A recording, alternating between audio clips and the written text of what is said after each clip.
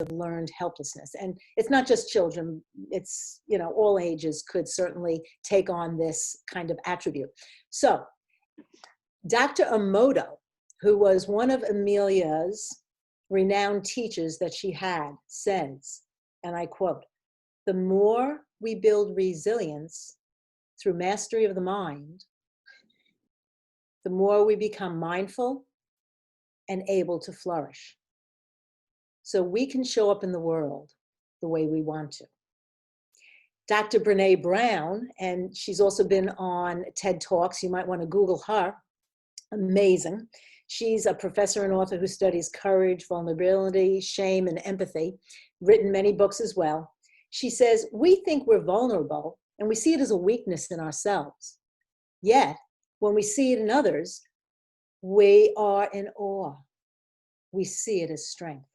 And I bring that right into the beginning of our course, because when we come into a great breakout group, the purpose, and I know sometimes it's a little awkward at first, and you could certainly decide not to. If that's the case, then you can just blacken out your screen. However, a breakout group is an opportunity to build self-compassion, because you become mindful. As you come into your breakout group, you are actually going there with a purpose to share something that you already had worked on your own, an activity. It could be a journal writing, it could be making a list, whatever it might be. It's your opportunity then to bring it to others to share. And in that sharing, it's mindfulness and kindness that you're bringing to the group. And it's that shared sense of humanity, that we are in this together. I'm feeling what you're feeling. Just that idea alone, that you're not isolated in the world, that whatever emotion you're going through, whatever thought you're feeling, it is being felt by others, and maybe even in a more intense capacity than what you're feeling. Other human beings go through this too, and it will create a sense of calm in myself.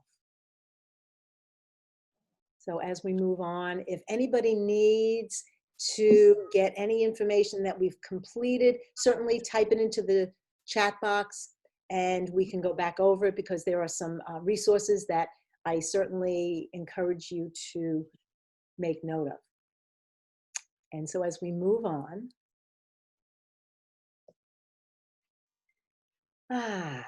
question, and I want to see a thumbs up if so. Do you feel like the world is pulling you out from under your feet? I do. If you feel it, give a thumbs up.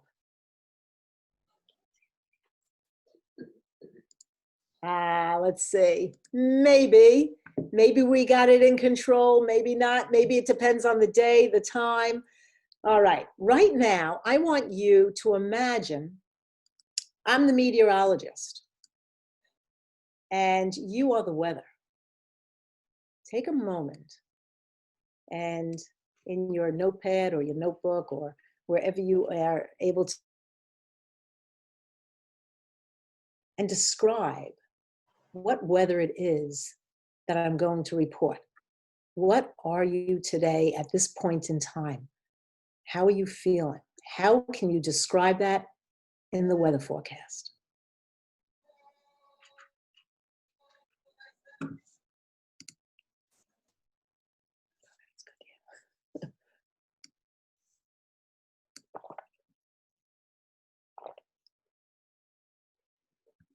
And I invite you to type it into the chat box.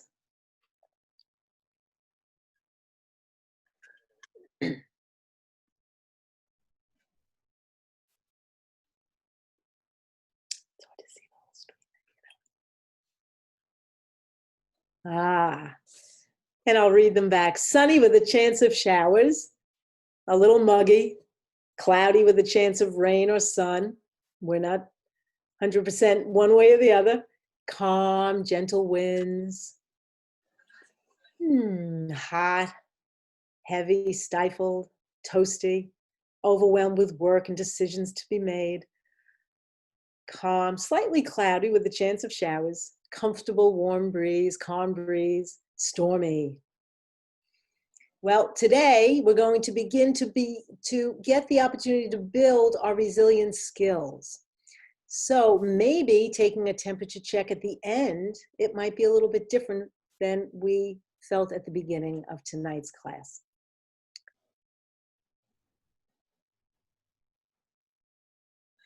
At any point during our class, if you have a question, you can always type it into the chat box.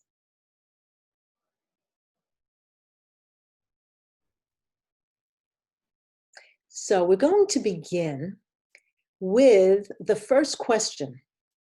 And this is not a class thinking maybe in the past, what's the right, the wrong answer. It's what you believe in your mind, in your heart. What does mental mastery of the mind mean to you? I want you to write it down in a definition. And I'll give you, I'd say, 2 minutes to put that together.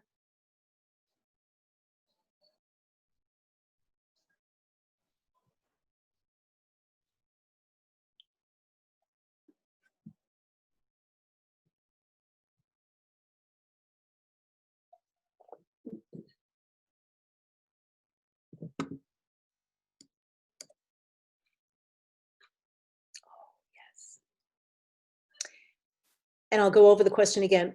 What does mental mastery of the mind mean to you? In other words, how do you perceive mastery? That look like? What does that feel like?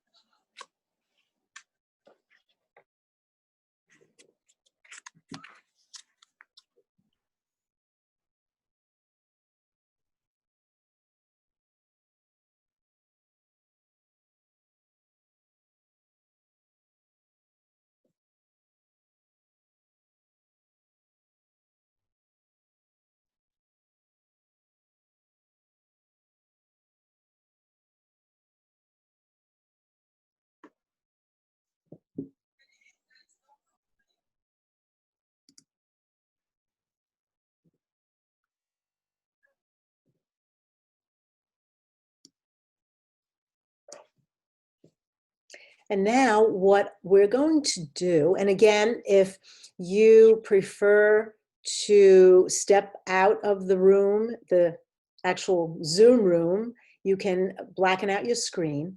Otherwise, we're going to start in our first breakout group. And each time we go into a breakout group, it could be a different combination of people. So you might already know the persons that are in the, or people, I should say, the people that are in the group. Sometimes we do one person with a partner. In this first breakout group, we're going to do groups of 4. I think we have an even number. And if not, we can make one group a little bit larger.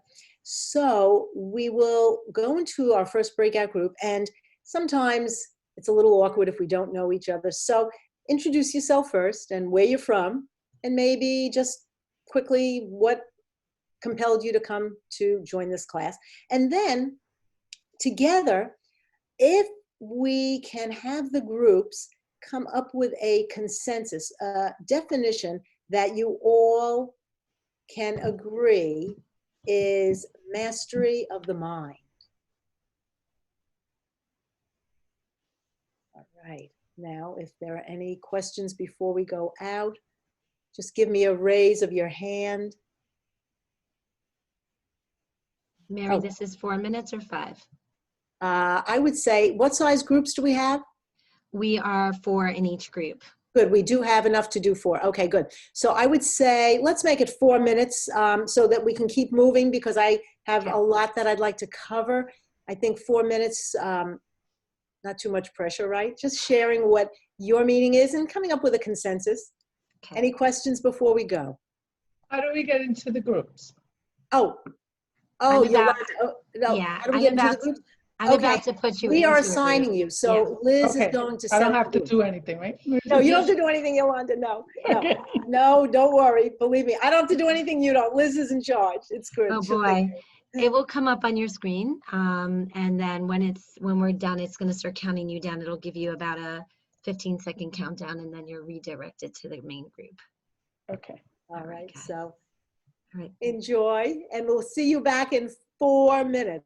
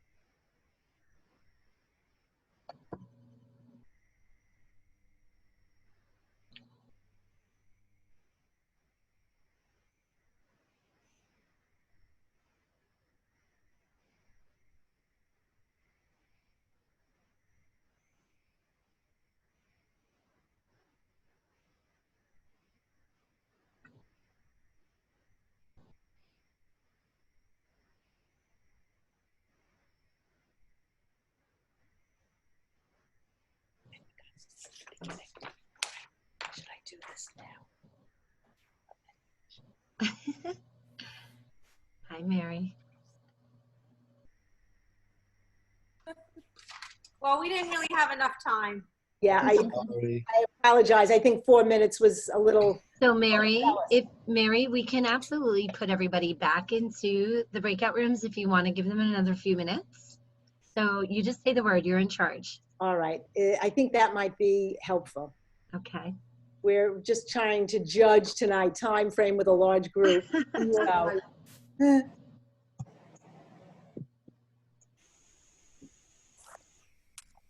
Right. So,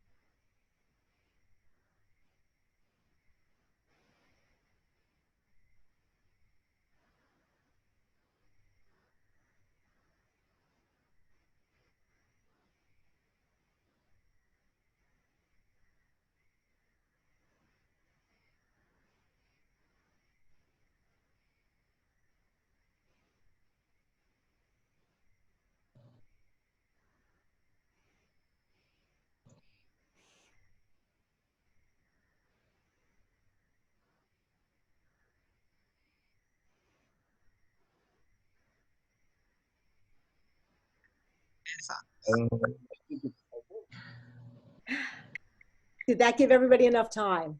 Yeah. Yeah, great. All right, great. So if we can have one person from each group share what the group came to the consensus on what it means to have mastery of the mind. Okay, I'll go for my group. Hello. Yeah, thanks, Lisa. Okay. So our group, which was Joe, Kim, Pam, and Lucy, and myself, we thought that mental mastery was the able to make decisions to allow your thoughts to come and go, but not get attached to any one thought. You're controlling your actions despite your emotions, controlling your behaviors, not letting your imagination go long, not letting your imagination go away from you, and not slipping into the past, truly knowing what you're feeling and feeling a sense of peace, happiness, and successfulness. So I said a lot. So able to make decisions, That's funny. you know, mainly not getting attached to the one feeling. Feeling. Mm, beautiful. And thank you from Lisa's group. Okay. Yes. Anyone from the next group?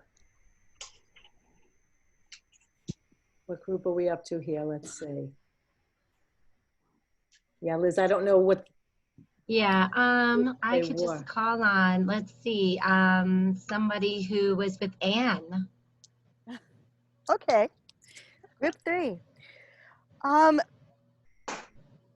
think that our discussion,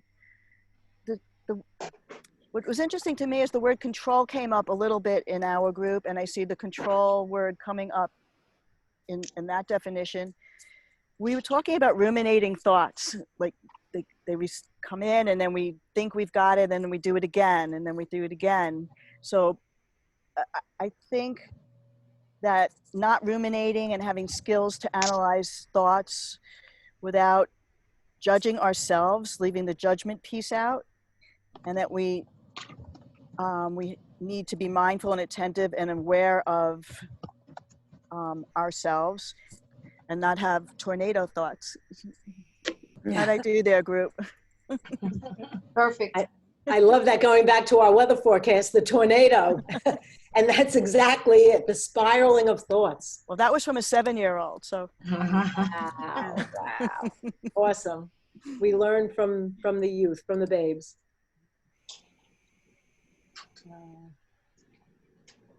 Eric, maybe you want to go next? Yeah, so I'll just, here, I just sent a text to, I just typed mine out Oh, to the group. yeah. Oh, that's perfect then. Thank you, Eric. Oh. I'm the note taker. I appreciate So that. maybe somebody in our group would like to read the definition from our group. Mind chatter. Sure, I can. We all had some overlapping thoughts, and those included to accept thoughts without negativity or judgment, being present, so not really in the past or the future, and to do that without fear. Witnessing the clouds of thoughts as they kind of pass by, and to find the truth in those moments. Finding a little bit of control of mind chatter, having the ability to clear thoughts, to create a baseline of equanimity, tranquility, and contentment, to avoid having knee-jerk reactions, and be able to pause, step back, and to find this mindfulness throughout the day. Thank you, Nikki. Certainly. Great group I was in.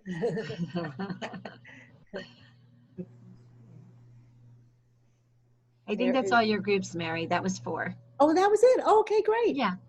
Okay, terrific, terrific. All right, so what is Mastery of the Mind by the experts? We are all experts. Let's, though, take a look.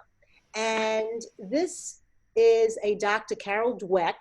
You might want to refer to her at any point in time to see what she's got to say. One of the things that she does focus on is kinds of mindsets.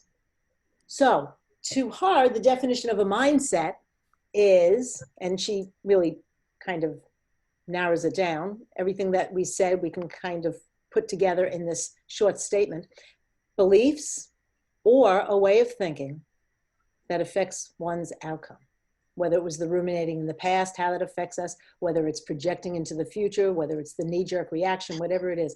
So Dr. Carol Dweck talks about two kinds of mindsets. Now, can we say that we are just a person with a fixed mindset, or we are a person with a growth mindset? No, we are moving from one mindset to the other throughout our lives. However, as we study these two mindsets, we might see how important it is to strive to move towards the growth mindset.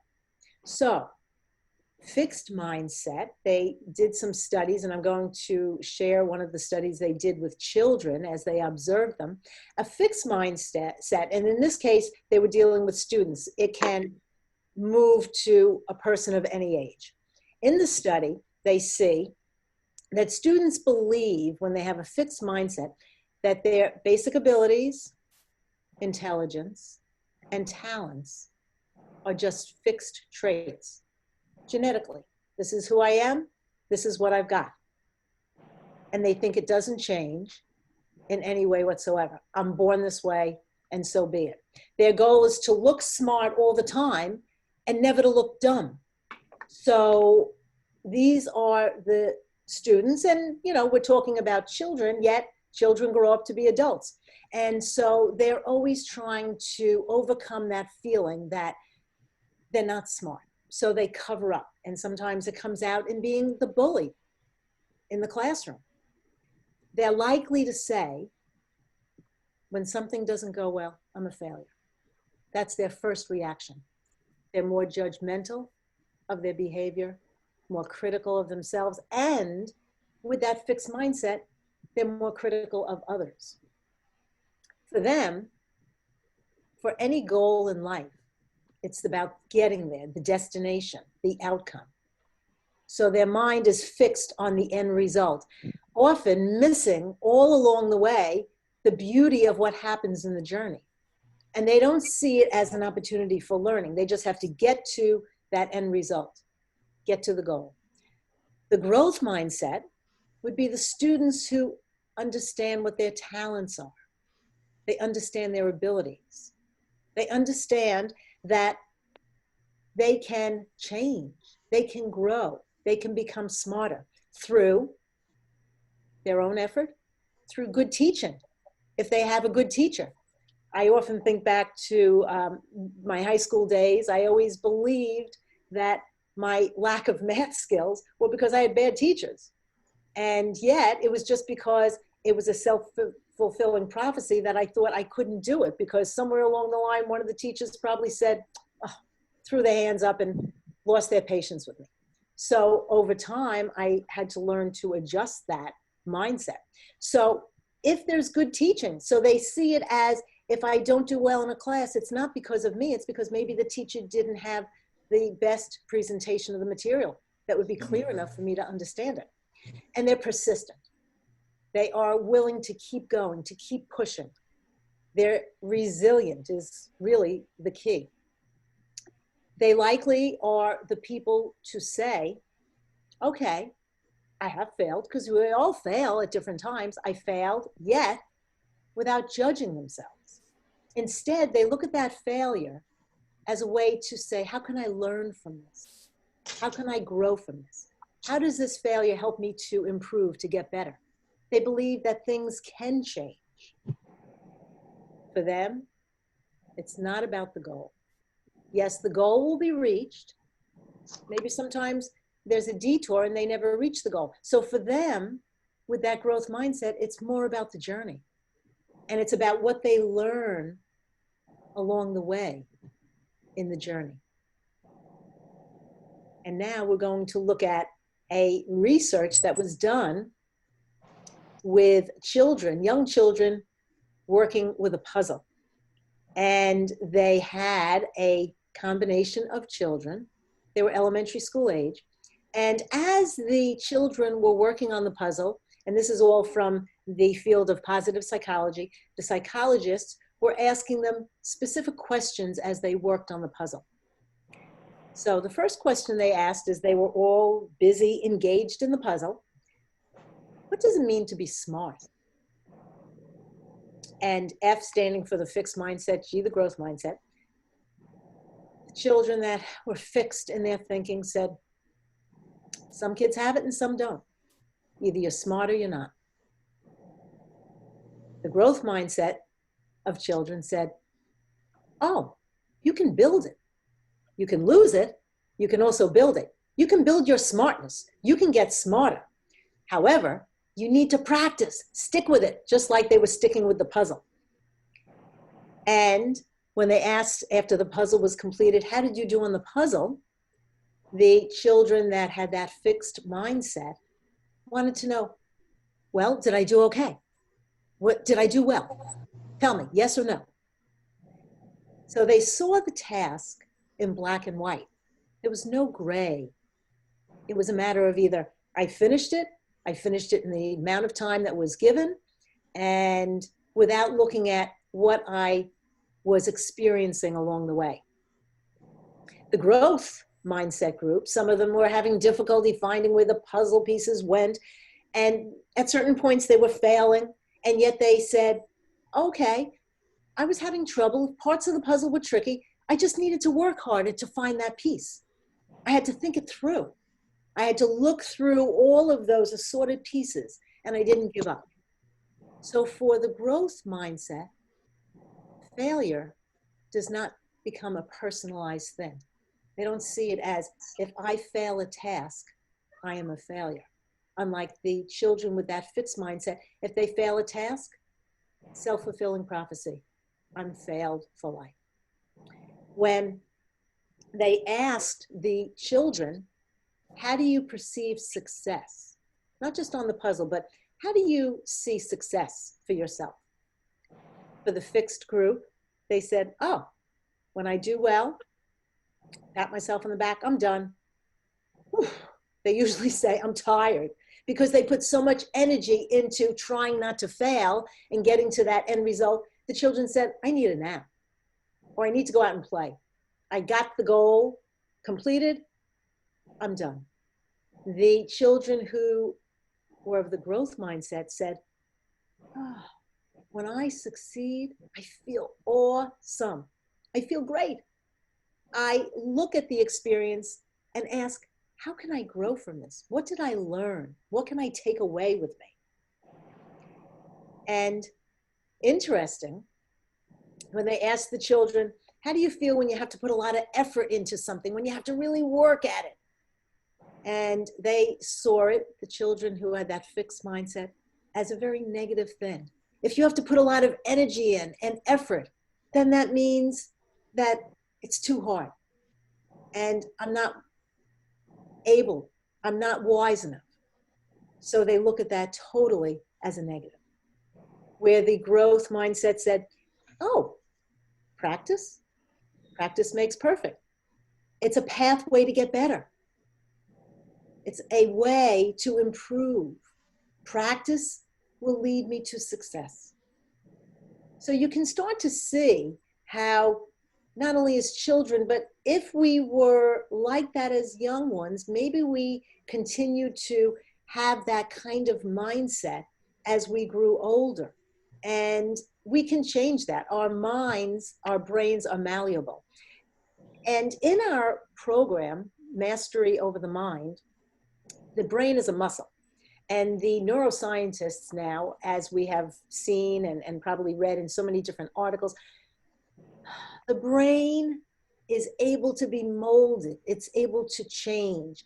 The neural pathways of the brain are constantly improving, constantly rewiring themselves. So going on, when the children need to focus on a novel project, something new,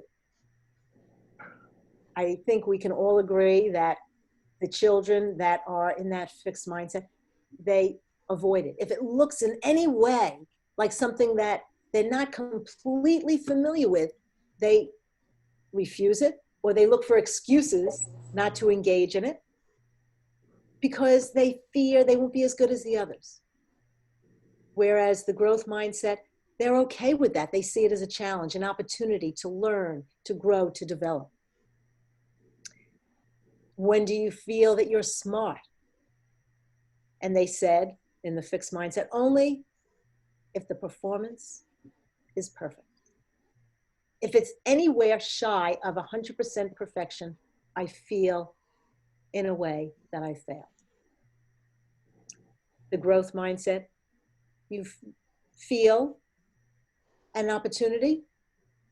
You feel it's something that I can learn that's new. Even if I come out 50% into it with 50% perfection, it's okay. It's not about that 100% accuracy. It's about what did I learn in that 50% that I worked on, and how can I grow from that? How can I improve? What is their attitude towards others? Always feeling in the fixed mindset that you're being judged, judging yourself even, criticizing yourself. They don't want that feedback. They're afraid of it. And on the growth mindset, they see feedback as a resource. They look to others. They even might reach out and say, well, how did it go? How did I do? What did you think about this? What can I do to change, to improve? So just as a summary, before we move on, fixed and growth mindset, often self-sabotaging, and I kind of look back on my experience in school with math. Whatever that one teacher said at one point in my career as a student must have caused that self-sabotaging and the self-fulfilling prophecy. And eventually I kind of unwound that as I got older and knew I had to take math courses in college. And then I had to kind of work through and move to the growth mindset. They certainly want to keep up their appearance if they have that fixed mindset. So if I'm the bully, I have to keep looking like the bully because I'm the bully that's going to cover up for what I think is going to be a sign of my failure. They're a bad estimator of their ability. The growth mindset, they're constantly changing. And I think the very simple way to determine the difference, if you have a fixed mindset, you're there to prove yourself. With a growth mindset, you're there to improve yourself. Remember, our brains are malleable. Think of the neuroplasticity of our brains. I see some things here. Thank you, Eric. Yeah, if everybody can look into that chat box, thank you for sharing that. As I'm talking, I see, beautiful. Yes, mastery of the mind, the chitta. Right there. Yeah, that's it. In yoga, mastery of the mind involves overcoming mind poisons, disorders, chaos, ego, ignorance, illusions, separateness. Mastery of the mind is called yoga. Beautiful. And who said this wasn't yoga tonight? Right? It certainly is. Quoting from the sutras, Patanjali Sutras, thank you. And Michael Pollan's book, How to Change Your Mind. He notes a study that concludes that 80% of people's thoughts on average are negative and repetitive. Yes. And it's interesting because in the classes ahead, we're going to do an activity, a little brainstorming, and it has to do with negative and positive thoughts. I won't say anything about it yet, but I think you're going to find it's a very interesting discovery about yourself. So as we move on, thank you for sharing. Now, I want us to make a list of things that you can't do. Now, don't think this through too much. I just want you, if you had to write down, and I'll only give you a minute to do this. So I don't want you to beat yourself up and write a list of 100 things that you know you can't do because, you know, it's like, I can't walk a tightrope. Well, I don't think I really want to walk a tightrope. So being realistic, think of things that you can't do. And 1 minute.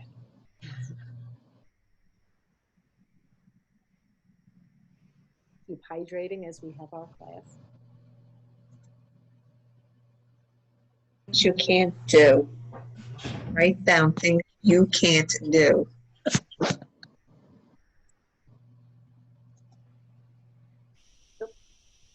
We'll go back to activity. Yeah, there we are, Liz. Thanks.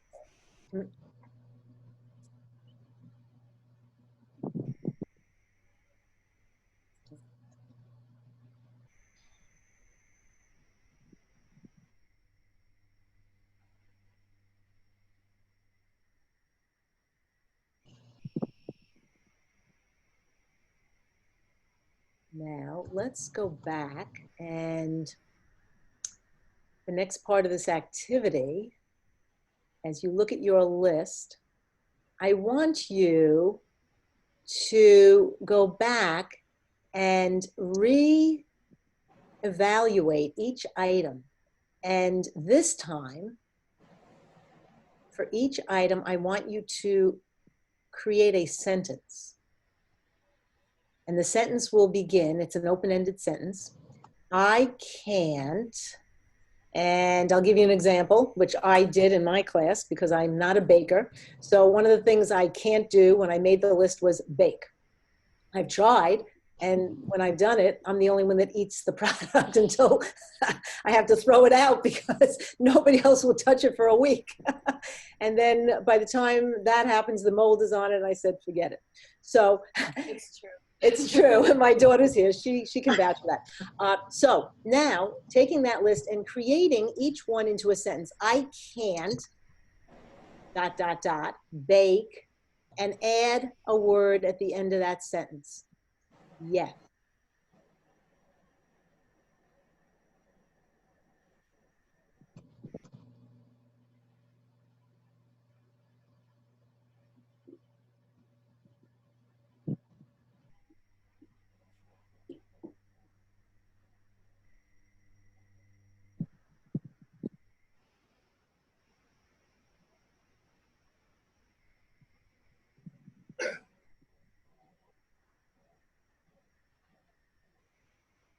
Now, as we go to the next slide, I know some people are still, that's quite all right, we're still writing.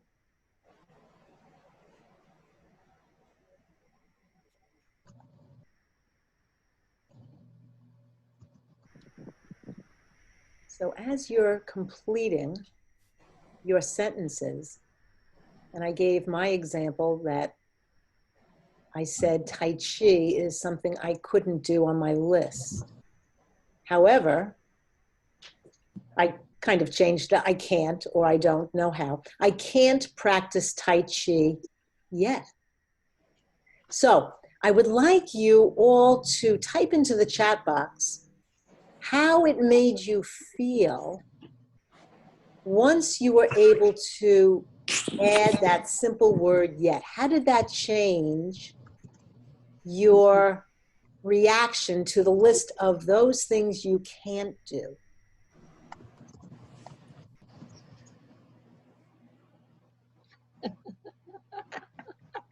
I love it, Liz.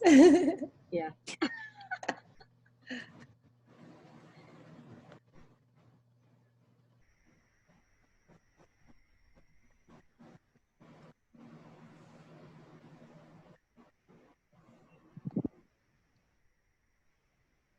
Mm.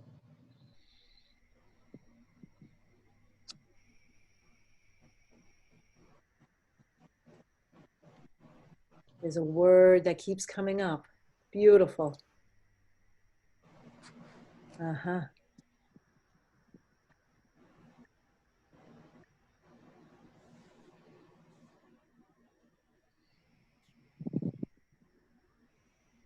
Beautiful. I think everybody has presented in the chat box. Would anybody like to share? Okay, we have a few more coming in.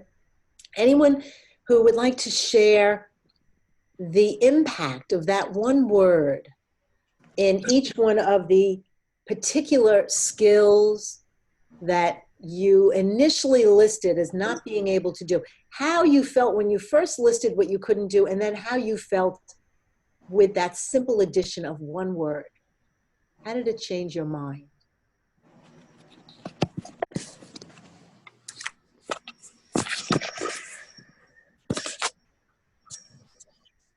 Anybody like to share that with the group?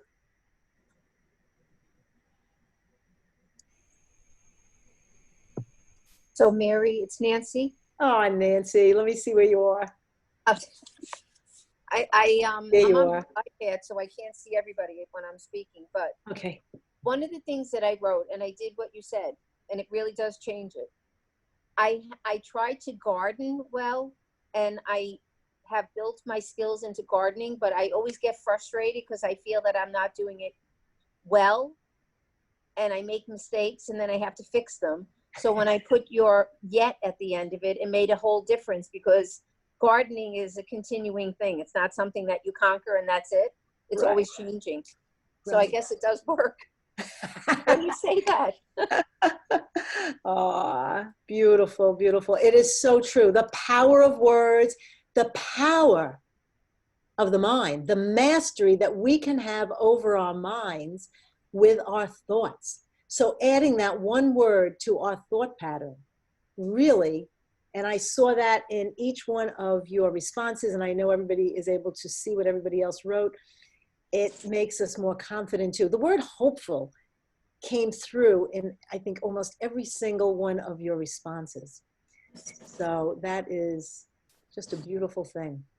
And I know it's almost 8 o'clock. So we will continue next week. However, before we do, I would like to, oops, let's just move that chat box over. I would like to just conclude with the next slide. So for next week, because I do have a homework assignment, before we go to next week, if we can remember Curious George, I think we all remember him from our childhood days, to move to a growth mindset, we have to create an attitude of curiosity. So be curious, be open. And we're going to continue next week about what does it mean to have curiosity in our mindset, to grow in the growth mindset. And from there, we're going to start to talk about paths that we can take. If we stay in a fixed mindset, we will start to go down that judger path. And if we move into a growth mindset, we'll continue down what we call the learner path, which we'll discuss next week. We have 15 more minutes, and I would like to conclude with I have homework. And so this is part of the homework, to be curious and to think of the power of words that can change and make that little shift in how you're thinking.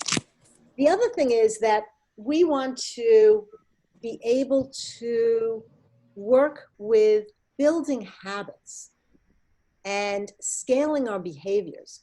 So we are going to be working together for 30 days for the next, tonight is the first session for the next 5 sessions. And I would like to invite you to choose a behavior that you're going to scale up, some kind of a new habit that you haven't done before. And we'll begin day 1 as an example. If you're not one to do sit-ups, starting tomorrow, do 1 sit-up. And then the next day, scale it up, 2 sit-ups, and so on. Perhaps you are not one to journal. Maybe that's not something that you ever considered doing. So tomorrow, spend a minute and use the timer on your phone. Spend 1 minute journaling, if that's something. 1 minute in meditation, if that's something that you haven't done. Even if it means just 1 minute of hitting the pause button and whatever is going on in your life, close the doors. If it means you have to go into the bathroom or the closet to get away from everybody, or if you're at work, if it means whatever,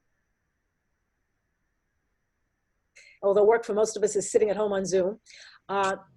See if you can hit that pause button and build on that each day. So at the end of 30 days, you have 30 minutes that you engaged in this scaled behavior, engaged in this habit.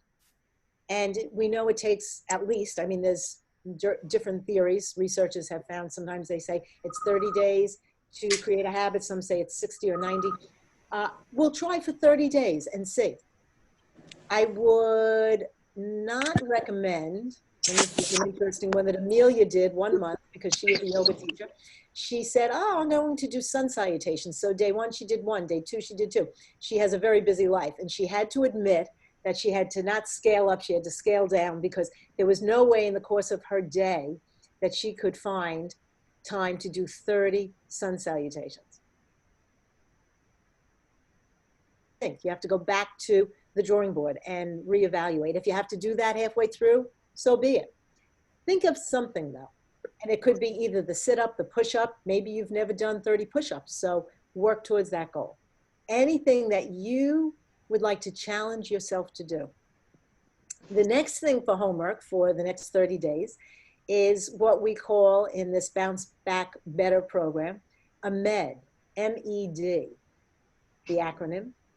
And it stands for Move Every Day. Now, yes, we're moving, but especially in these days since mid-March, we probably sitting a lot more than we ever did before.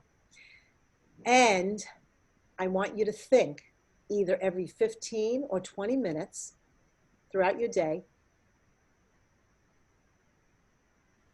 Could be just going and walking around the house. It could mean stopping whatever you're doing and go outside, stand out in the sun, or perhaps take the 15-minute break and just shake the whole body, which is something that is so energizing. And when you do that, you'll see the difference when you go back to whatever it is that you have to focus on. We also know that those little breaks in the focusing of the brain where we just move away from it, it helps us to certainly open our mind and get all the cobwebs out that might have just started to come in there as we sat too long. So moving every day, and I know many of us practice yoga, it's not, or even running or biking or hiking, it's not just about taking that one activity and saying, now I'm done for the day.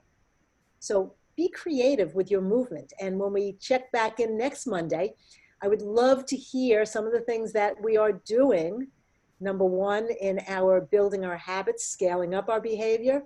And secondly, what kind of movement you've challenged yourself to do every day. And the last thing for homework, which is what we started with, I want you to build your resilience, not only in your mind, and we're going to work on emotions. I want you to build your resilience through building your hydration. And I can't say this enough, especially in this heat wave. And I learned need that because we want to be that grape and not that raisin. We want to have that energy. And also, most of our body is water. 60 to 70% of our body is fluid. Most of our organs are between 60 and 80% water. So we need to constantly rehydrate to bring that water back into our system and to energize ourselves. So that is our homework. And I would like to take the last couple of minutes to pause in a centering. I wanted to end tonight in our centering where we will sit. And if you feel comfortable with the screen still on, if not, you can certainly turn the screen off. So let's get ourselves comfortable and seated. Before we do though, I just want to know from anyone if there's a question of any sort that we need to clarify on the homework or anything else that we covered tonight. All right, so let's close the eyes, and I thank you all for joining. It's delightful to have newcomers and familiar faces. So closing the eyes and starting to relax the body, relax the mind.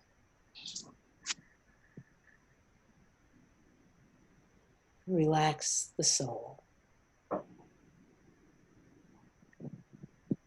Placing our hands either palms down, which really engages the centering, allowing us to root down, feeling grounded.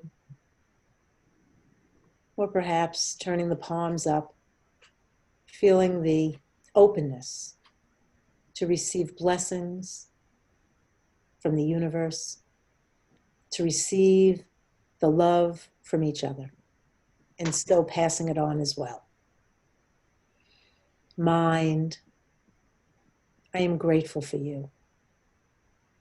There to inspire me. Guide me in decision making, sparking my creativity. Enlightening me with knowledge and understanding. Protecting me from danger and evil forces. Each sense that I experience is heightened for me. Thanks to you, I experience the world around me. Joining with my heart to open myself to relationships. Teaching me what it means to love. Infusing wisdom and a deepened awareness of myself. Mind, trust me to guide you. To become more mindful and aware. Attentive to the present moment. Trust me to help you let go of the past. To protect you from worry or anxiety of what tomorrow will bring. Together, we will become masters over our thoughts and our emotions to gain strength, resilience, and to flourish.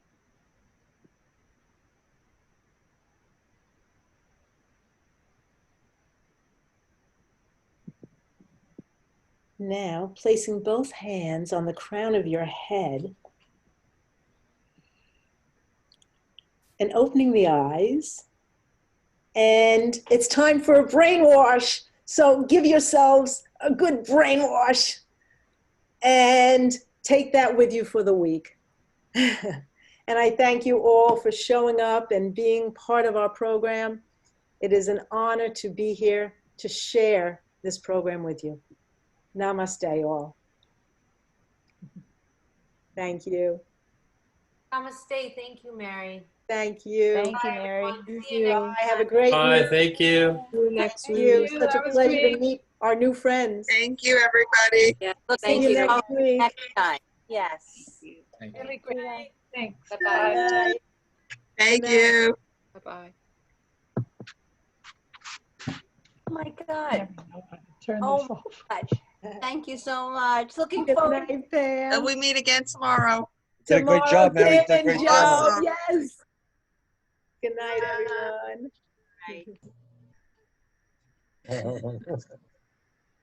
This is too Great great. job. So great. Big hearts. Our meditation call, people. You got all that? Yes. Good night. Oh, so Set that alarm clock, as I said, Tim, right? Set the alarm clock because we Oh, hope yeah. tomorrow to come. Yes, that's it. You set the clock. Best You have faith in ever. tomorrow. Thank you so much. Good night, everybody. o'clock. Yeah, faith in tomorrow. I love Good it. night. Have a great night. Amen. Yes, you too. Thank you all. Good night. It was such a pleasure. Yes. Oh. Hi, you did great. I How do you knew we wouldn't get feel? that far, Liz. Hold on, let me see. Stop recording.